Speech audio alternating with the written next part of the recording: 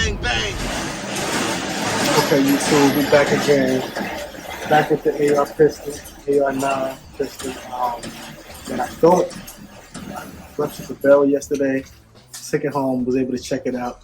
No damage to the barrel. Got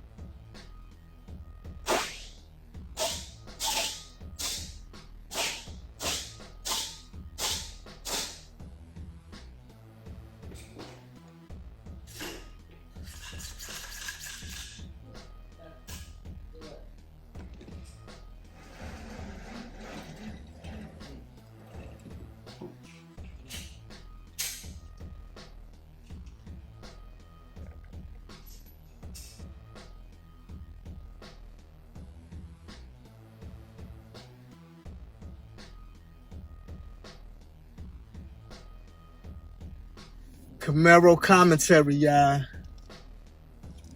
Yeah, I remember yesterday I said that was probably my worst Camaro Commentary because I was leaving the range and I was under the impression that the AR9 that I built for school, I thought I had ruptured my barrel, damaged my barrel. I thought I had a squib load, and I thought I shot again with the squib load stuck in the barrel.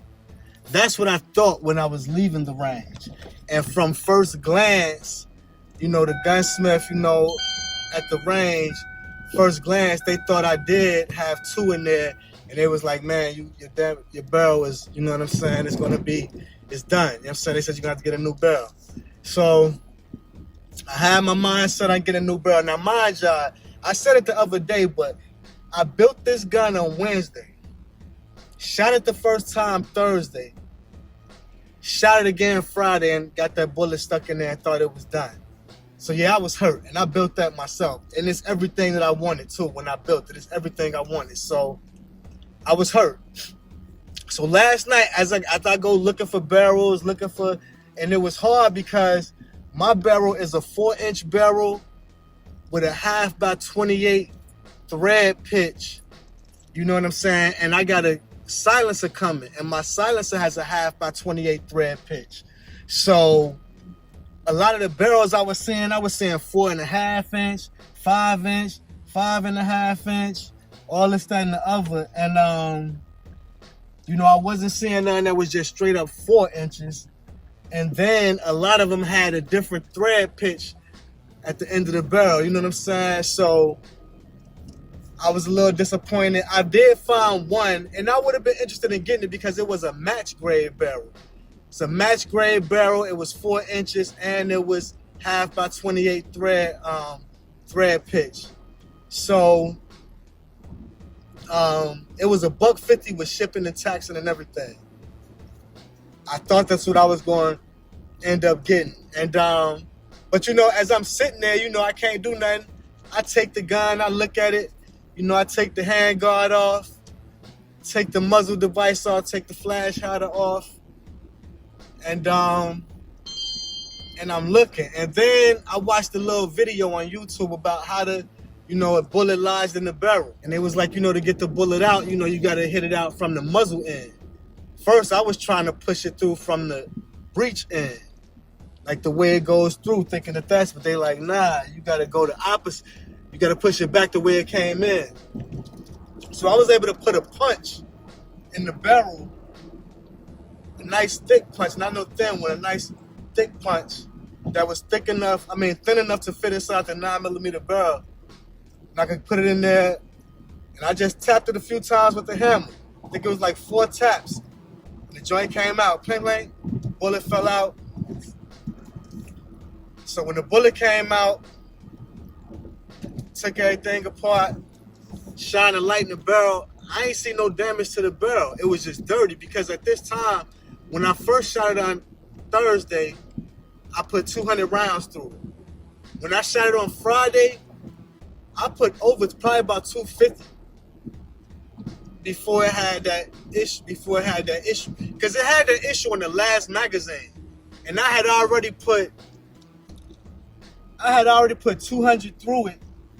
And then I had loaded up actually 100 more. I had loaded up 90 more.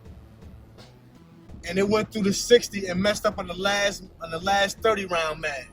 So I had put at this time about 560 rounds, over 560 rounds through it. So it was dirty. It was real dirty. So, you know, I just took it, cleaned it up. I took the bolt out, took it all the way apart, cleaned everything. And when I cleaned the barrel, you know, I ran the bore snake through it about 3 times. And then I shined the light through it, and that joint was pristine. It was like just gleaming. Like, and I looked all around, I turned it around, you know, looking, I ain't see no cracks, I ain't see no damage. So I'm like, man. So I put it all back together. And I'm like, you know, it's only one thing to do. You know what I'm saying? I mean, I did take it to another. I went back to Tactical this morning, had them look at it, see if they saw any structural damage or any irregularities in the barrel or anything. They ain't see nothing, just like I ain't see nothing. Went to the marksman, asked Gary and one of the gunsmiths up there to give it a look, see if he saw any structural damage or abnormalities. He said he ain't seen nothing. So only thing left to do was test fire. And yeah, I just put 200 rounds through it. 5 30-round mags in the drum, and it all went through. I had one hiccup, one failure to feed with one of the stick mags. But outside, I didn't have not one hiccup out the drum. I was shocked on that because I had a hiccup with the drum every time I used it. But this time, nah, all 50 straight through, no issue. So it's just good to say, man, that my 4-inch AR9 build, custom build for school, it's all good, no damage. It's still accurate. It was as accurate as it was yesterday. I put the Loctite on the red dot, so that's no, because the first time I just put it up there tight, you know, but I ain't put no Loctite on it. So after the first time I shot it, there's a little bit of looseness to it. So I went on and put the Loctite up there and tightened it up real good. That joint is sitting well, you know what I'm saying? So my build is good, y'all. Build is good. So again, y'all, that's what it is, man. I ain't really do no talking at the range this time because, you know, today is Saturday. Y'all know I usually go on weekdays when there ain't nobody there. And it was 2 o'clock when I got there, so it was, you know, a nice little bit of people there. So there's a lot of shooting going on. So I ain't do no talking, just all shooting. So, yeah, but I just wanted to let y'all know everything went all good. No more, and I mean it. I made the little video last week, don't buy cheap ammo. Don't buy no ammo without a brand name, yo. Don't buy no ammo without a brand name. I know I won't buy no ammo without a brand name. And I won't shoot no ammo through none of my guns without a brand name because, one, a lot of my guns are expensive guns, for one. 2, not overly expensive, but expensive for the average guy like me. You understand what I'm saying? And, like, I don't got no staccatos and all of that, no $2,000 and all of that, no scars, all of that stuff. And SIG MCXs, MPXs, I ain't got none of that.